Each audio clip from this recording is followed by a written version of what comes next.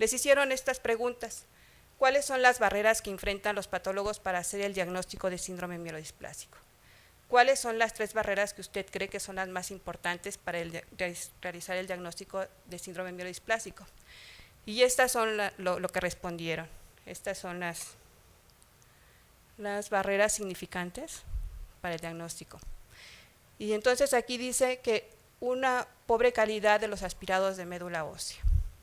Y esto estuvieron de acuerdo, muy significativo, o sea que consideraron en que era muy significativo ambos, 66 a 50% de hematopatólogos y patólogos.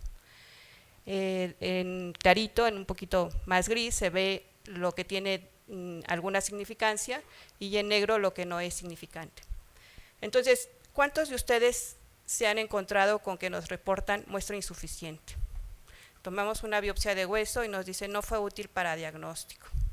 En mi hospital lo vemos con frecuencia porque tenemos el problema de que nuestras agujas las compran los administradores y a veces no son las ideales. Entonces lo que recomiendan es que participen un poco estos patólogos diciéndonos qué agujas nos pueden ser útiles para que tengamos muestras adecuadas y se puedan valorar. Y luego, pérdida de la información clínica con las muestras. También ellos se quejan de que a veces no hay esta información clínica. Y en mi hospital también sucede lo mismo, que dice el patólogo, bueno, pues es que no anotaron lo suficiente. Y a veces nosotros decimos, no le vamos a poner lo suficiente para ver si ellos saben qué tiene. Entonces, a ver si adivinan. Y entonces creo que no se trata de eso, sino que el patólogo necesita que nosotros le demos información en relación a ese paciente. Pérdida de la comunicación con los médicos. Ellos parece ser que no tienen mucha comunicación. Nosotros veremos nuestro aspirado de médula ósea, pero necesitamos del patólogo para que revise esa biopsia de hueso. Entonces necesitamos estar en comunicación con ellos. Pérdida del acceso a las pruebas citogenéticas, en FISH y demás pruebas también. En mi hospital también carecemos de estos recursos, entonces sí nos las vemos a veces difíciles, a veces no tenemos tampoco inmunohistoquímica para decir si son blastos los acúmulos que pueda haber en esa biopsia de hueso. Entonces esa es otra de las dificultades que se presentan para el diagnóstico de los síndromes mielodisplásicos. Y luego les presentaron unos casos a estos patólogos expertos y otros no tan expertos, y entonces se midió la variación interobservación y se encontró que, miren, 51% más 17% son casi un poquito más del 60%, que dice que no hay que hay variación en esta interpretación interobservador. Esto es para los expertos, más o menos semejante para los patólogos. En intraobservador también se observa una variación, o sea que él mismo a lo mejor se puede arrepentir.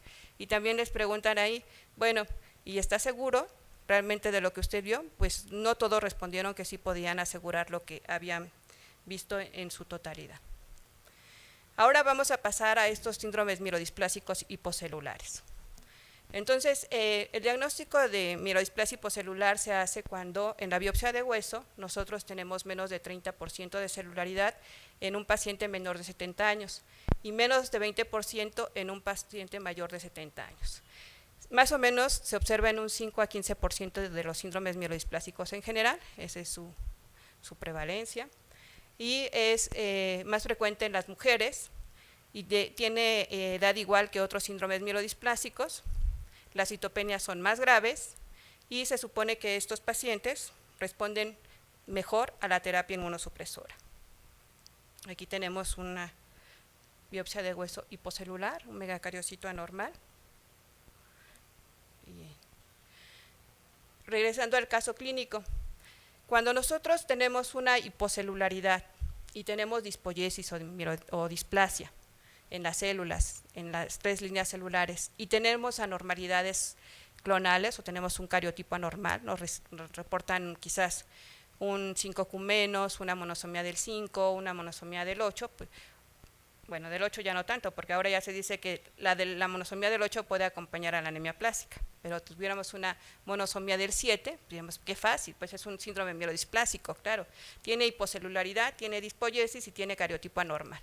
Pero ¿qué pasa cuando tenemos un paciente como el que nosotros mostramos, donde es insuficiente el material en un principio, donde tiene un cariotipo normal posteriormente?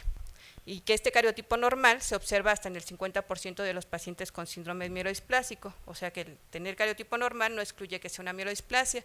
Pues entonces no sabemos si ponerle el nombre de anemia plástica no grave, como fue nuestro caso, o ponerle el diagnóstico de síndrome mielodisplásico hipocelular desde un principio, o si fue realmente que la mielodisplasia se inició 10 años después del inicio de la enfermedad. Y bueno, quizás si este paciente hubiera leído el libro y se hubiera enterado y hubiera sido de estos 20% que tienen alteraciones citogenéticas, que en un principio tienen anemia plástica y a los 10 años pueden desarrollar mielodisplasia, pero ya tienen alteraciones citogenéticas, quizás las cosas hubieran sido más fáciles para nosotros, porque entonces ya diríamos que es una mielodisplasia. Pero no, resulta que nuestra paciente tenía un cariotipo normal. Y bueno, ahora vamos a regresar a la clínica. Ustedes nos han dicho en la Facultad de Medicina que una buena historia clínica nos va a dar el diagnóstico hasta en un 95% de los pacientes, ¿no? Bueno, eso es lo que yo recuerdo, no sé si ustedes les han dicho más o menos, pero alrededor del 90% de diagnóstico con la clínica. Entonces vamos a analizar si hay diferencias en la biometría hemática y en los datos clínicos de estos pacientes con síndrome mielodisplásico hipocelular, con anemia plástica y mielodisplasia normo hipercelular. Entonces tenemos este cuadro donde nos dicen que en la anemia plástica los neutrófilos son anormales, no. En la mielodisplasia hipocelular, sí. En la mielodisplasia normocelular, sí. Megacariocitos anormales en la anemia plástica, no. En la hipocelular, sí, y en la mielodisplasia, sí. Aquí, más adelante quizás vamos a platicar un poco de la anemia plástica con la doctora experta en anemia plástica, con la doctora Benítez, en relación a si esto es real o cómo lo vemos nosotros en la clínica. Incremento de blastos en la anemia plástica, no. En la mielodisplasia, pues a veces, y en la mielodisplasia hipercelular, frecuente. Celularidad en la médula ósea, menor del 30% en estas dos situaciones y mayor en la mielodisplasia normocelular. Fibrosis ausente en la anemia plástica, ocasional en la mielodisplasia hipocelular y normocelular. Número de células progenitoras bajo o ausente, bajo normal, bajo normal. Progresión a leucemia, progresan obviamente los síndromes mielodisplásicos con mayor frecuencia y la anemia plástica en un 10%. Clonalidad de la célula madre a veces, siempre y siempre, y la clona HPN que se observa con mayor frecuencia en la mielodisplasia hipocelular.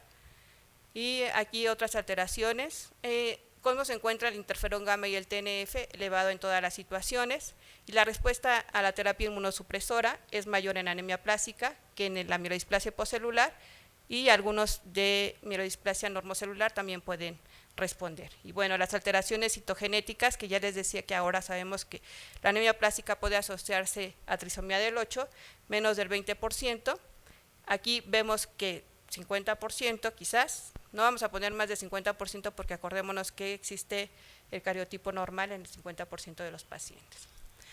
Bueno, con base en esto, nosotros nos decidimos a analizar a 10 pacientes de nuestro servicio que tuvieran mielodisplasia hipocelular, normocelular y 10 pacientes con anemia plástica. Esto nos ayudó uno de nuestros residentes también, que ya pronto será médico de base, y encontramos que la edad varió. Los pacientes con anemia plástica eran más jóvenes. Entre estos, el hipocelular y el normocelular, la edad es similar. Quizás nosotros tenemos pacientes jóvenes de mielodisplasia porque somos un centro de referencia para trasplante, entonces sí tenemos varios pacientes jóvenes con mielodisplasia hipercelular o normocelular. En cuanto a los niveles de hemoglobina, no encontramos mucha diferencia. En cuanto a plaquetas, sí encontramos que había diferencia. El hipocelular tenía las plaquetas más bajas que el normocelular y mucho más bajas estaban en la anemia plástica. Las cifras de leucocitos también fueron diferentes. Vean ustedes, aquí 3.700 en el normocelular, 2.000 en el hipocelular y 1.400 en la anemia plástica aproximadamente. Neutrófilos, encontramos también diferencias, en la cantidad de linfocitos no, y ni en los monocitos. Entonces se observa que sí hay diferencias en la biometría hemática entre estas tres entidades. Y bueno, eso es lo que nosotros hicimos, pero ya lo comparamos con un artículo publicado en Leukemia Research en el 2008 y nosotros vemos, pero aquí no incluyen la anemia plástica, está nada más la mielodisplasia hipocelular y la hipercelular, La edad promedio de ellos es de 63, 67 años y vean aquí cómo encontraron diferencias en las cifras de leucocitos, en las cifras de plaquetas, en las cifras de plaquetas básicamente.